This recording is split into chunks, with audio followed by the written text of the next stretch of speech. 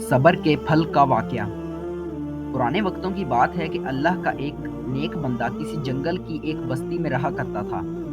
उसके पास एक गधा, एक मुर्गा और एक कुत्ता था। मुर्गा इसे सुबह नमाज के लिए जगाता, गधे पर वो पानी और दीगर ज़रूरियात ज़िंदगी की चीज़ें लाद कर लाता और कुत्ता उसके घर की और साजो सामान की रखवाली करता। एक दिन मुर्गे को लोमड़ी खा गई, तो इस नेक शख्स के घर वाले इस नुकसान पर बेहद परेशान हुए। पर इस नेक शख्स ने सब्र किया और कहा, अल्लाह पाक जो करता है वो बेहतर करता है। फिर चंद दिन बाद भेड़िए ने गधे को चीर फाड़ डाला। अहले खाना गमगीन हुए, लेकिन इस आदमी ने फिर यही कहा कि अल्लाह पाक जो करता है वो बेहतर करता है। फिर कुछ अरसे बाद कुत्ता बीमार हुआ और वो मर गया। इस पर भी उसने यही अल्फाज दोहराए कि अल्लाह पाक जो करता है बेहतर करता है।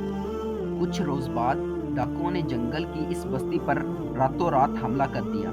वो डाकू बस्ती में मौजूद जानवरों की आवाजें सुन सुनकर घरों का पता लगाते और मालो असबाब लूटकर सब घर वालों को कैदी बनाकर साथ ले गए।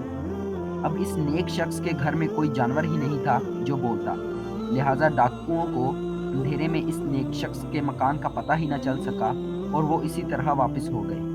यूं वो नेक शख्स इस आफत में आगहानी से महफूज रहा और यूं सब्र के साथ साथ उसका यकीन पुख्ता हो गया कि अल्लाह जो करता है वो बेहतरी करता है। कुरान पाक में सब्र के बहुत से फ़ज़ाइल आए हैं। चनाचे अल्लाह पाक कुरान मजीद में इरशाद फरमाता है, पारा नंबर 14 सूरह नखल की आयत नंबर 127 में, जिसका तर्जमा यूं है, और ए महबूब तुम सब्र करो और तुम्हारा सब्र अल्लाह पाक की तौफीक से है।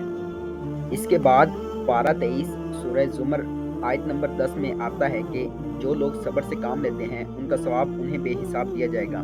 सूरह बकरा की आयत नंबर 155 में आता है कि और ज़रूर हम तुम्हें आजमाएंगे कुछ डर और भूख से और कुछ मालों और जानों और फलों की कमी से, और खुशखबरी सुना दो उन सब्र करने वालों को।